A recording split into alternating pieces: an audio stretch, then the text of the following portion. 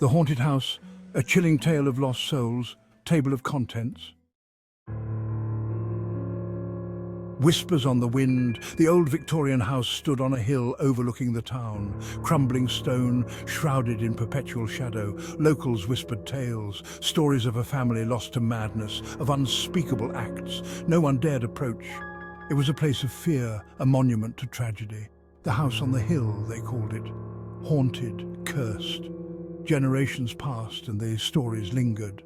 A palpable unease clung to the air around the property. Birds avoided its looming silhouette. Even the wind seemed to whisper warnings as it whistled through the crumbling eaves. The house on the hill remained untouched, a grim spectacle that served as a constant reminder of the darkness that could lurk beneath the surface of the ordinary. A dare on a moonless night. Autumn had painted the town in shades of decay. A group of teenagers, restless and emboldened by youthful bravado, stood at the edge of the property. The night was moonless, the only light coming from their flickering flashlights. They were drawn to the house like moths to a flickering flame. A dare, whispered in the darkness, sealed their fate. There was Jake, the skeptical one, masking his fear with false confidence. Emily, the adventurous one, eager to prove her bravery. Ben, the quiet observer, his eyes wide with apprehension. And Chloe, the intuitive one, her hand clutching a silver cross, a silent prayer escaping her lips.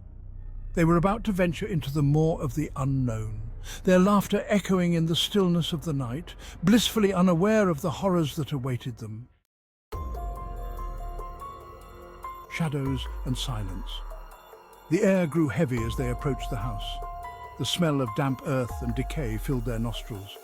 The front door creaked open as if inviting them in.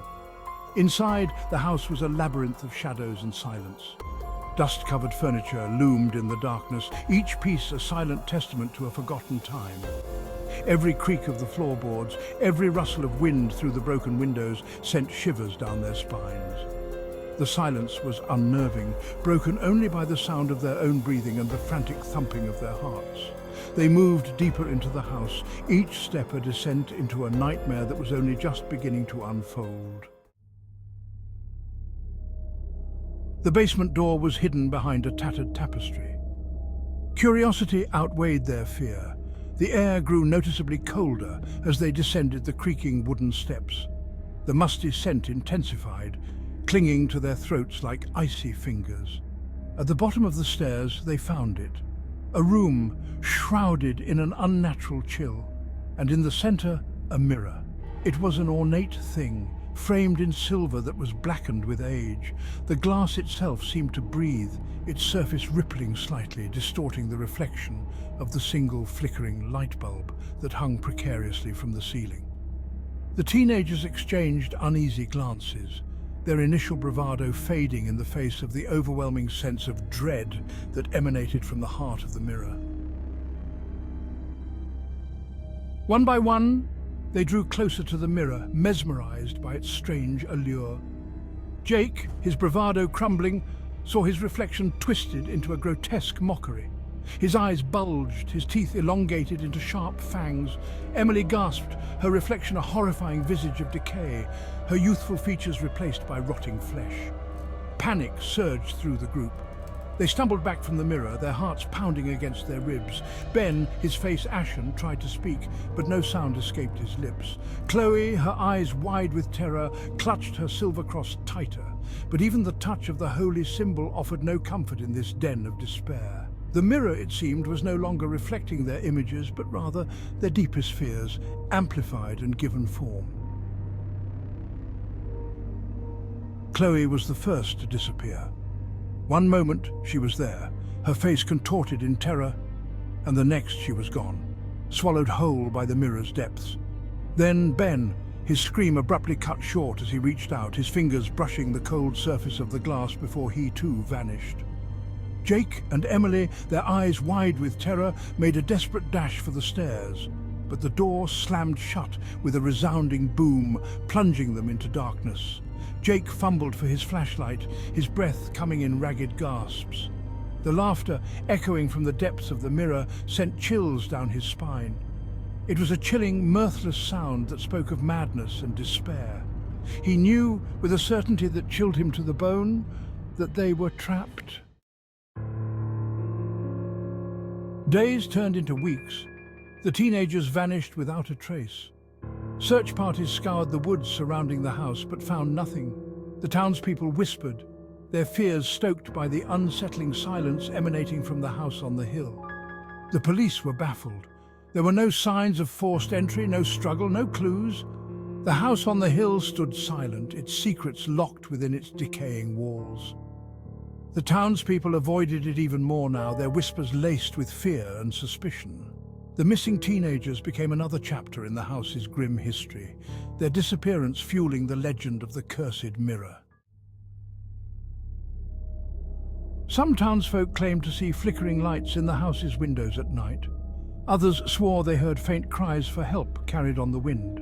The rumors spread like wildfire, feeding the growing unease. The house on the hill, once a source of morbid fascination, had become a tangible symbol of their collective fear. The stories of the haunted house, once dismissed as mere folklore, now held a chilling ring of truth. The town, once a place of peaceful routine, was now shrouded in an atmosphere of suspicion and dread.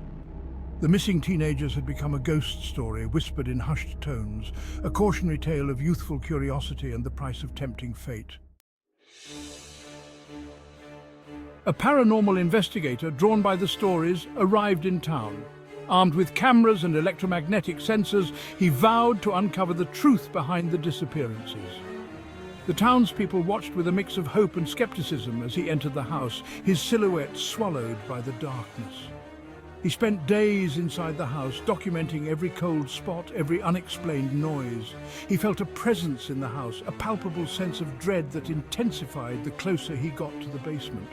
The air grew heavy, the silence deafening, as he finally stood before the ornate mirror, its surface reflecting nothing but his own distorted image. He too disappeared, his final broadcast a cacophony of static and panicked breaths. The house on the hill remained, a silent sentinel overlooking the town. The townspeople, forever marked by the tragedy, could only speculate about the fate of those who dared to enter. The house stood empty, but not silent. For those who listened closely, on moonless nights when the wind howled like a banshee, they could hear it. The faint echo of laughter, echoing from the depths of the house, a chilling reminder that some mysteries are better left unsolved. The house on the hill kept its secrets, a testament to the darkness that lay hidden beneath the surface of the ordinary.